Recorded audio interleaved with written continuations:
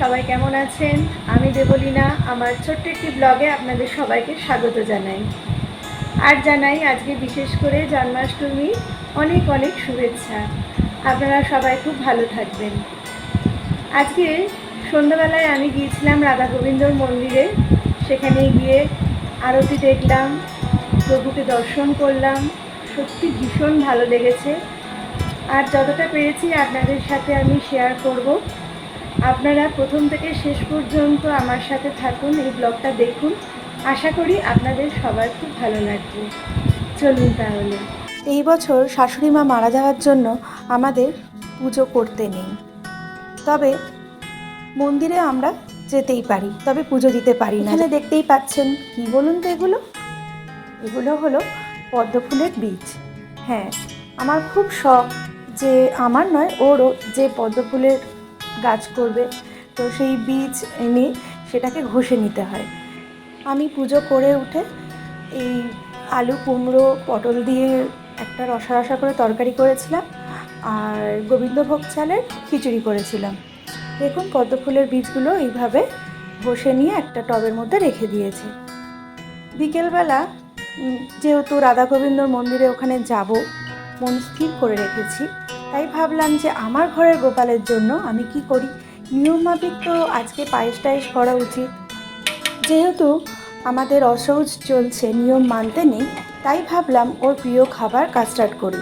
ও কদিন ধরেই খুব বলছিল যে মা কাস্টার্ড করো, কাস্টার্ড করো। তাই বিকেলবেলা ওই 5টা 10-15 হবে, আমি কাস্টার্ডটা রেডি করে নিলাম। এটা তো গরম অবস্থায় থাকে, কিন্তু এটা ঠান্ডা করে খেতে হয় ফ্রুটস দিয়ে। তো এখানে আমি কাজু কিশমিশ দিয়ে দিয়েছিলাম, আর ছেলেরটায় কিছু দিইনি। ও আবার খুব খুঁতখুঁতে, এইসব দিয়ে খাবে না, জানেন তো, ও প্লেনটা খেতেই বেশি ভালোবাসে। তো কাস্টার্ডটা আমি প্লেন নর্মাল ওয়াটারেই গুলে রেখে তারপরে গরম দুধের মধ্যে দিয়ে নেড়ে চিনি দিয়ে তৈরি করে নিই। এভাবে আমি ঠান্ডা করে নিলাম, তারপরে ফ্রিজের ভেতর রেখে দেবো। ও খেলে এসে খাবে। আমি ততক্ষণে রেডি হয়ে গিয়ে বেরিয়ে পড়লাম।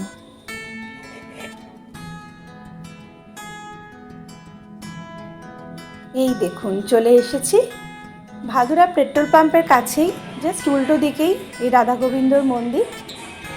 এবারে আমি আর বেশি কিছু বলবো না, আপনারাই দেখতে থাকুন। এখানে গীতা পাঠ হচ্ছিল, পাঠ হয় এখানে, প্রতিদিনই পাঠ হয়, এক একজনের করে পালা পড়ে শুনলাম। তো আজকে ইনি পড়ছিলেন। এর মধ্যে আমি দেখে নিলাম যে আমার চন্দনটা কোথায় পড়িয়েছে, তো ওই আর কি।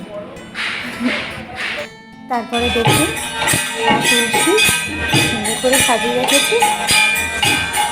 চলুন এবার আপনারা সবটা উপভোগ করুন। হরে কৃষ্ণ।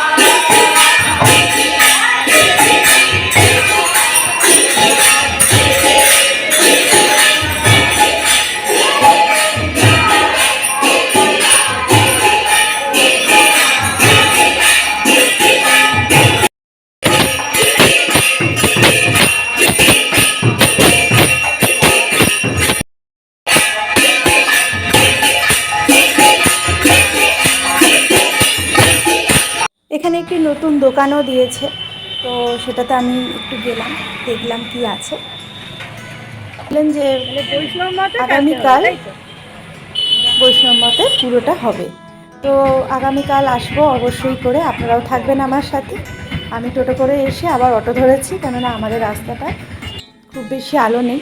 তো যাই হোক, ওখান থেকে আমি কর্পূর আর ধূপ কিনে নিয়ে এসেছি। ধূপটা একটা স্ট্যান্ড আছে লাগানো, ওটা দিয়ে জ্বালাতে হবে, আর কর্পূরটা কিন্তু কোনো মোম নেই। কেমন লাগলো অবশ্যই করে জানান, ভালো লাগলে অবশ্যই করে সাবস্ক্রাইব করে নেবেন এবং লাইক কমেন্ট শেয়ার করবেন। আপনারা সবাই খুব ভালো থাকবেন, সুস্থ থাকবেন, সাবধানে থাকবেন। জন্মাষ্টমী আপনাদেরও খুব ভালো কাটুক, আপনারাও খুব ভালো থাকুন। আবার আগামীকাল আপনাদের সাথে দেখা হবে। যতটা পারবো আপনাদের সাথে আমি এটা শেয়ার করব। ততক্ষণ টাটা।